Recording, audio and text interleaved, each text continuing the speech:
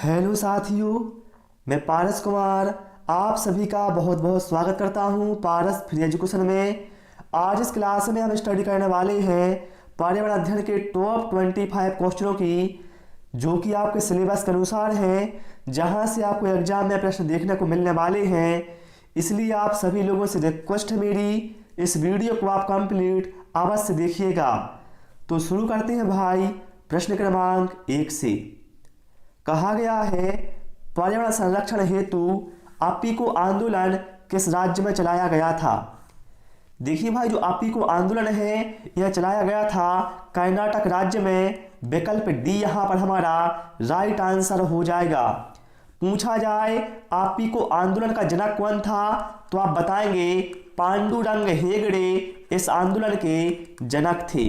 ठीक है। पूछा जाए जो चिपको आंदोलन है यह किस राज्य में चलाया गया, तो आप बताएंगे उत्तराखंड राज्य में चलाया गया। पूछा जाएगा आपसे यदि शांत घाटी किस राज्य में है, तो आप बताएंगे केरल में है। ठीक है। चलिए अगला क्वेश्चन लेते हैं। वर्मी कंपोस्ट एक पर्यावरण अनुकूलित खाद मानी जाती है जो प्राप्त होती है। वर्मी कंपोस्ट बताना है भैया, ये किससे प्राप्त होती है, तो भाई यह केंचुओं से प्राप्त होती है। और यह खाद पर्यावरण की दृष्टि से बहुत ही अच्छी होती है, क्योंकि इससे किसी प्रकार का नुकसान हमारे पर्यावरण को नहीं होता है। विकल्प बी यहाँ पर हमारा राइट आंसर होगा। यदि यह साथियों आपसे पूछा जाए कि केंचुआ पालन क्या कहलाता है, केंचुआ पालन क्या कहलाता है, तो आप बताएंगे केंचुआ पालन वर्मी कल्चर कहलाता है। क्या कहलाता है? वर्मी कल्चर कहलाता है। और केंचुआ को क्या है, किसान का मित्र भी कहा जाता है। ये पॉइंट भी आपको क्या है, ध्यान रखना है। ठीक है। चलिए इसके बाद अगला क्वेश्चन लेते हैं। और आप सभी से रिक्वेस्ट है मेरी, वीडियो पसंद आए आपको वीडियो को लाइक करना है, शेयर करना है और चैनल को सब्सक्राइब करना है। कांडला पत्तन, पत्तन का मतलब क्या होता है? बंदरगाह है। क्या होता है? पत्तन को कहा जाता है बंदरगाह है। मतलब जो कांडला बंदरगाह है इसकी बताना भौगोलिक अवस्थिति और कौन से राज्य में है ये हमें बताना है।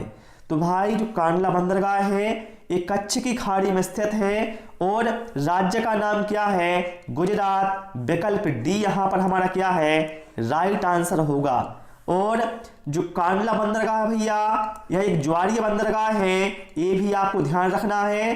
कैसा बंदरगाह है? ज्वारीय बंदरगाह है। ठीक है। और जो नेहावा सेवा बंदरगाह है ये कहाँ पर है, तो बताइएगा। नेहावा सेवा बंदरगाह है महाराष्ट्र में है। ठीक है। चलिए इसके बाद अगला क्वेश्चन लेते हैं। निम्नलिखित में से कौन सा ऊर्जा का पारंपरिक स्रोत है? ऊर्जा के पारंपरिक स्रोत ऐसे स्रोत होते हैं भाई जिनका एक बार समाप्त होने पर आप नवीनीकरण नहीं कर सकते। जैसे यहां पर हम बात करें कोयला ऊर्जा की, यदि यह एक बार समाप्त हो जाए तो इसका क्या है, नवीनीकरण नहीं हो सकता। इसमें हजारों वर्ष लगेंगे कोयले को पुनः बनने में, अर्थात यह एक पारंपरिक ऊर्जा है। विकल्प सी यहां पर हमारा राइट आंसर होगा। और जिनका नवीनीकृत हो सकता है, जैसे बात करें हम सौर ऊर्जा की, पवन ऊर्जा की और ज्वारीय ऊर्जा की, तो ये तीनों कैसे होंगे? ये तीनों होंगे गैर पारंपरिक स्रोत, क्योंकि इनका क्या है, नवीनीकृत हो सकता है। ठीक है। ध्यान रहेगा ना ये टॉपिक। चलिए अगला क्वेश्चन लेते हैं। प्राथमिक स्तर पर पर्यावरण अध्ययन में रचनात्मक आकलन खाली स्थान को शामिल नहीं करता। बताएं आप लोग रचनात्मक आकलन में किसको शामिल नहीं किया जाएगा। देखिए भाई, जब अपने विद्यार्थियों को आप रचनात्मक आकलन करेंगे तो आप अधिगम रिक्तियों की पहचान करेंगे शिक्षार्थियों में। बिल्कुल भाई सही है। शिक्षण में क्या कमी है उसकी ही पहचान करेंगे। ठीक है। मतलब किस तरीके से क्या कमी है तो आप वो दूर करेंगे। ठीक है। और शिक्षार्थियों के सीखने को बढ़ाने के लिए भी आप क्या है, प्रयास करेंगे। ये सभी रचनात्मक आकलन में शामिल होते हैं। लेकिन विकल्प बी में कहा गया है शिक्षार्थियों की ग्रेडिंग और रैंकिंग, तो भैया यह रचनात्मक आकलन में शामिल नहीं होता है, जो कि हमारा राइट आंसर हो जाएगा विकल्प बी।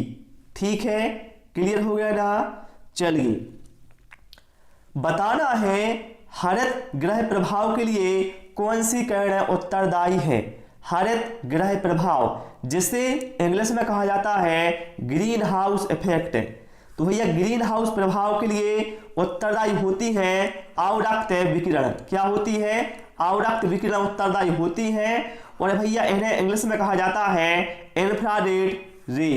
तो यहाँ पर विकल्प ए यहाँ पर हमारा क्या है, राइट आंसर हो जाएगा। ग्रीन हाउस प्रभाव में होता क्या है, जो हमारा वायुमंडलीय तापमान होता है इसमें क्या है, वृद्धि हो जाती है। और इसके लिए भैया मुख्य उत्तरदायी गैस है कार्बन डाइऑक्साइड, ठीक है। और मीथेन भी क्या है, ग्रीन हाउस गैस है। CFC भी ग्रीन हाउस गैस है, ठीक है। जल वाष्प भी क्या है, ग्रीन हाउस गैस है, ठीक है। चलिए अगला क्वेश्चन लेते हैं।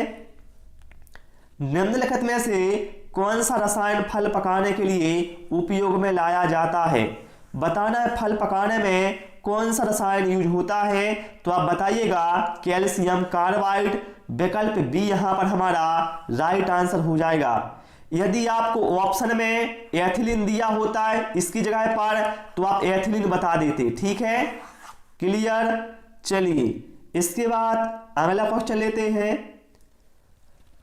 निम्नलिखित मसालों में से कौन सी एक पुष्पकलिका होती है। पुष्पकलिका बताना है कौन सी होती है। तो भाई जो लौंग है ये क्या एक पुष्पकलिका होती है। आपने पढ़ा होगा लौंग पौधे के पुष्प भाग से प्राप्त होती है, ठीक है। तो विकल्प बी यहाँ पर क्या है हमारा राइट आंसर होगा। पूछा जाए हल्दी क्या है भैया, तो हल्दी एक तना है, ठीक है। साथियों मुझे बहुत अधिक सर्दी जुकाम है, फिर भी मैं आपकी क्लास ले रहा हूं, इसलिए आपको थोड़ा मेरी आवाज में चेंजेस लग सकता है। अगला क्वेश्चन है। पर्यावरण अध्ययन की पाठ्य पुस्तकें विभिन्न प्रकरणों में एक खंड करके देखो को शामिल किया गया है, जिसका उद्देश्य क्या है। देखिए भैया पर्यावरण अध्ययन की जो पाठ्य पुस्तकें हैं उनमें खंड को शामिल किया गया है जिसका नाम है करके देखो। तो इसका उद्देश्य क्या है भैया, इसमें ऐसी गतिविधि दी जाती है करके देखो में जो छात्र क्या है करके देखेंगे। तो भैया जब बच्चा स्वयं इसको करके देखेगा तो छात्र को क्या है वास्तव में जो अनुभव होने चाहिए प्रत्यक्ष रूप से वह प्राप्त होंगे। तो विकल्प ए यहां पर हमारा राइट आंसर होगा, ठीक है। क्लियर ना। चलिए भाई इसके बाद हम अगला क्वेश्चन लेते हैं। चंद्र ग्रहण कब होता है। बताना है चंद्र ग्रहण कब होता है। तो मेरे भाई जब पृथ्वी सूर्य और चंद्रमा के बीच में आ जाती है तो क्या होता है, तब होता है चंद्र ग्रहण। विकल्प बी यहां पर हमारा क्या है राइट आंसर होगा। और ध्यान रखिएगा चंद्र ग्रहण हमेशा पूर्णिमा को होता है, एक टॉपिक आपको ध्यान रखना है, ठीक है। कब होता है यह हमेशा पूर्णिमा को होता है। आप बात करें हम सूर्य ग्रहण कब होता है, तो जब चंद्रमा पृथ्वी और सूर्य के बीच आ जाता है तब होता है सूर्य ग्रहण। और सूर्य ग्रहण हमेशा अमावस्या को होता है, ये भी आपको ध्यान रखना है, ठीक है। मैंने दोनों बता दिए हैं, ओके। चलिए इसके बाद अगला क्वेश्चन लेते हैं।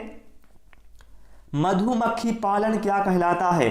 मधुमक्खी पालन, तो भैया मधुमक्खी पालन कहलाता है एपीकल्चर। विकल्प बी यहां पर हमारा क्या है राइट आंसर होगा। यदि आपसे पूछा जाएगा कि रेशम कीट पालन क्या कहलाता है तो आप क्या बताओगे, सेरीकल्चर कहलाता है। मैंने बताया अभी आपको पहले ही क्वेश्चन में कि केंचुआ पालन क्या कहलाता है, तो आप बताएंगे वर्मी कल्चर कहलाता है।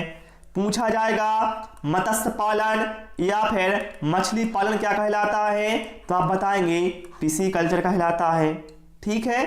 मैं आपको एक क्वेश्चन को बार बार रिपीट इसलिए करता हूं ताकि वो क्वेश्चन आपके दिमाग में छप जाए। मतलब चाहे आपको दिन हो या रात हो, हमेशा आपको एक सारे क्वेश्चन पता रहे, कभी नहीं भूलें।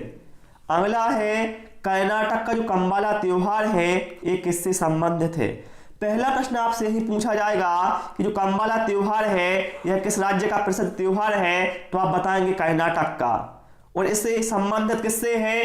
इसमें भाई भैंसों की दौड़ की जाती है। विकल्प बी यहां पर हमारा क्या है? राइट आंसर होगा। ठीक, चलिए इसके बाद हम अगला क्वेश्चन लेते हैं। साथियों मुझे सर्दी जुकाम है, इसलिए मुझे बोलने में भी क्या है, बहुत परेशानी आज हो रही है। ठीक है, लेकिन मैं नहीं चाहता कि आपकी क्लास मिस हो, इसलिए आपकी क्लास ले रहा हूं।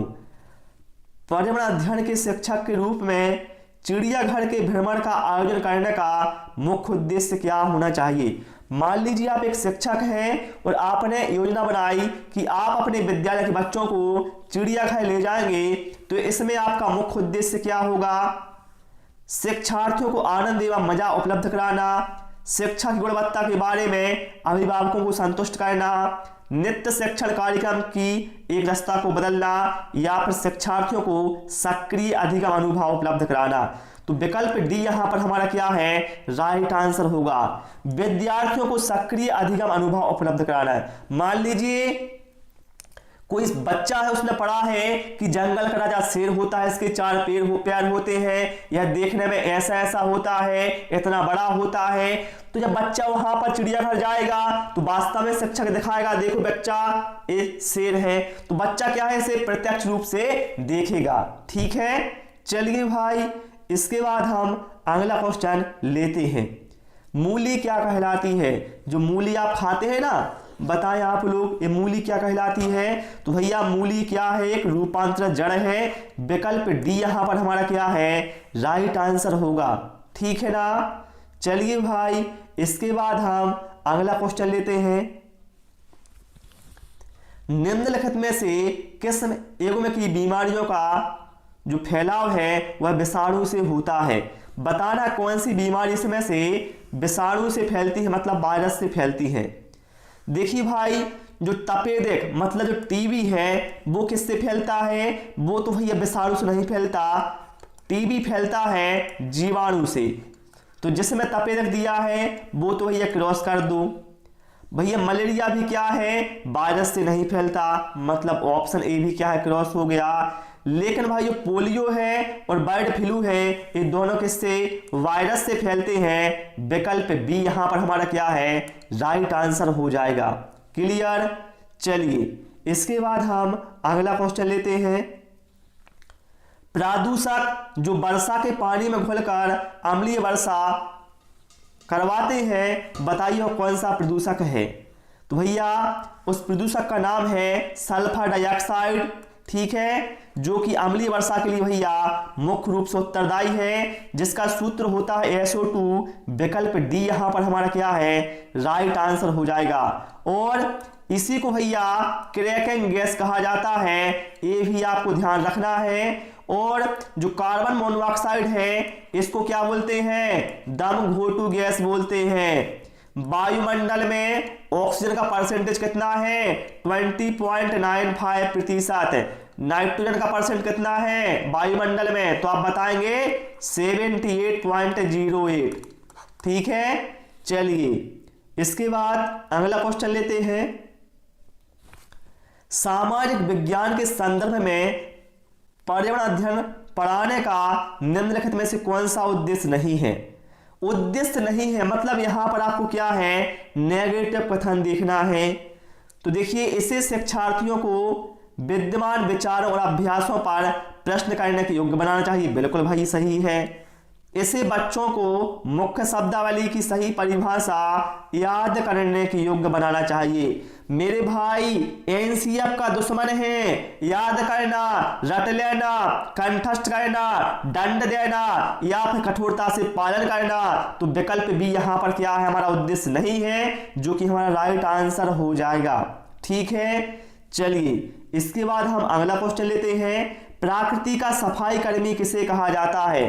प्रकृति का सफाई कर्मी, तो भैया ये कहा जाता है गिद्ध को प्रकृति का सफाई कर्मी, क्योंकि आप जानते हैं जो मृत जीव जंतु है उनको ये क्या है? खाता है। ठीक है, तो विकल्प बी यहां पर हमारा क्या है? राइट आंसर हो जाएगा। और पूछा जाए पर्यावरण का मित्र पक्षी, पर्यावरण का मित्र पक्षी किसे कहा जाता है? तब भी आपका आंसर गिद्ध के साथ जाएगा। ठीक है, लेकिन वर्तमान समय में आप देख रहे हैं भैया गिद्ध देखने को नहीं मिल रहे हैं, एक विलुप्त प्रजाति है। ठीक है, चलिए भाई इसके बाद हम अगला क्वेश्चन लेते हैं। निम्नलिखित में से कौन सा राज्य साइबेरियन सारस के लिए आदर्श प्राकृतिक निवास है? साइबेरियन सारस, तो भैया इसके लिए आदर्श प्राकृतिक निवास है राजस्थान राज्य। विकल्प बी यहां पर हमारा क्या है, राइट आंसर होगा। राजस्थान राज्य में कहां पर, तो भैया राजस्थान राज्य में एक राष्ट्रीय उद्यान है केवलादेव राष्ट्रीय उद्यान। क्या आंसर है, केवलादेव राष्ट्रीय उद्यान। यहां प्रतिवर्ष साइबेरियन सारस प्रजनन के लिए आते हैं, इसलिए भाई केवलादेव राष्ट्रीय उद्यान को पक्षियों का स्वर्ग भी कहा जाता है। ठीक है, चलिए भाई इसके बाद हम अगला क्वेश्चन लेते हैं। दिए गए प्रश्न को ध्यान से पढ़िए। क्या आपने अपने घर या स्कूल के आसपास जानवर देखे हैं जिनके छोटे छोटे बच्चे हैं? अपनी नोटबुक में उनके नाम लिखिए। इस प्रश्न के माध्यम से किस शिक्षण कौशल का आकलन किया जाता है? देखिए पहले आपको क्या करना है, अपने घर या स्कूल के पास क्या है, छोटे छोटे जानवर देखना है। ठीक है, जिनके छोटे छोटे क्या है, बच्चे होने चाहिए। मतलब पहली कंडीशन आपको क्या करना है, अवलोकन करना है। ठीक है, क्या करना है, पहली कंडीशन में आपको देखना है, मतलब अवलोकन करना है। फिर इन्हें क्या करना है, अपनी नोटबुक में लिखना है, मतलब उनको क्या करना है, उनका रिकॉर्ड दर्ज करना है। तो यहां पर हम कह सकते हैं अवलोकन एवं रिकॉर्डिंग इन दोनों का आकलन किया जाएगा। यहां पर विकल्प डी यहां पर हमारा क्या है, राइट आंसर होगा। चलिए इसके बाद हम अगला क्वेश्चन लेते हैं। निम्न में से कौन सी नदी वृद्ध गंगा के नाम से जानी जाती है? वृद्ध गंगा या बूढ़ी गंगा, तो भैया ये गोदावरी को कहा जाता है। ठीक है, विकल्प ए यहां पर हमारा क्या राइट आंसर हो जाएगा। और पूछा जाए आपसे यदि कि दक्षिण भारत की सबसे लंबी नदी कौन सी है, दक्षिण भारत की सबसे लंबी नदी कौन सी है, तो आप बताइएगा गोदावरी नदी है। उड़ीसा का शोक किसे कहा जाता है, उड़ीसा का शोक किसे कहा जाता है, तो आप बताएंगे महानदी को उड़ीसा का शोक कहा जाता है। पूछा जाएगा जो हीराकुंड बांध है ये किस नदी पर बना है, तो आप बताइएगा हीराकुंड बांध महानदी पर बना हुआ है और उड़ीसा में है। ठीक है, चलिए भाई इसके बाद हम अगला क्वेश्चन लेते हैं। रात में जागने वाले जानवर हर चीज को, ऐसे जानवर जो रात में जागते हैं भाई वह हर चीज को केवल काली और सफेद में ही देख सकते हैं। विकल्प सी यहां पर हमारा क्या है, राइट आंसर हो जाएगा। ठीक है, चलिए इसके बाद हम अगला क्वेश्चन लेते हैं। यहां पर भाई कहा गया है पर्यावरण अध्ययन की एक अच्छी पाठ्यचर्या को बच्चे के प्रति सही, जीवन के प्रति सही और विषय के प्रति सही होना चाहिए। पाठ्यचर्या की निम्नलिखित विशेषता में से कौन सी उपयुक्त आवश्यकता को पूरा नहीं करती? पूरा नहीं करती मतलब यहां पर भी क्या है, आपको नेगेटिव कथन देखना है। यह भय एवं पूर्व ग्रहों से मुक्त होने के मूल्य को बढ़ावा देती है। बिल्कुल भैया, इनसे मुक्त भय से और पूर्वाग्रहों से बिल्कुल सही है। यह शब्दावली व परिभाषाओं पर अधिक बल देती है। मतलब क्या है, रटने की बात हो गई भाई यहां पर, तो है ना, तो यही अपना क्या है राइट आंसर हो जाएगा। चलिए अगला क्वेश्चन लेते हैं। निदान के पश्चात कोई डॉक्टर रोगी से कहता है कि उसके खून में क्या है, हीमोग्लोबिन की कमी है, तो उस रोगी को आयरन की कमी के लिए क्या क्या खाना चाहिए? भैया आयरन की कमी के लिए उसे ऐसी चीजें खाना चाहिए जिनमें आयरन होता है, जैसे गुड़ हो गया, हरे पत्तेदार सब्जियां हो गई, आंवला हो गया, इनमें क्या है भैया आयरन की मात्रा अधिक होती है। तो विकल्प बी है यहां पर हमारा राइट आंसर होगा। जिसमें हम बात करें भाई गुड़ की, ये तो बहुत ही फायदेमंद है भैया जिनको आयरन की कमी है। ठीक है, चलिए इसके बाद हम अगला क्वेश्चन लेते हैं। आग बुझाने वाली गैस किसे कहा जाता है? आग बुझाने वाली गैस, तो बताइएगा कार्बन डाइऑक्साइड को कहा जाता है। बाकी बता चुका हूं तीनों को पहले ही। ठीक है, तो प्यारे साथियों आज इस क्लास में इतना ही। आपने कितना स्कोर किया, क्लास कैसी लगी वो आप कमेंट बॉक्स में अवश्य बताएं। Thanks for watching this video.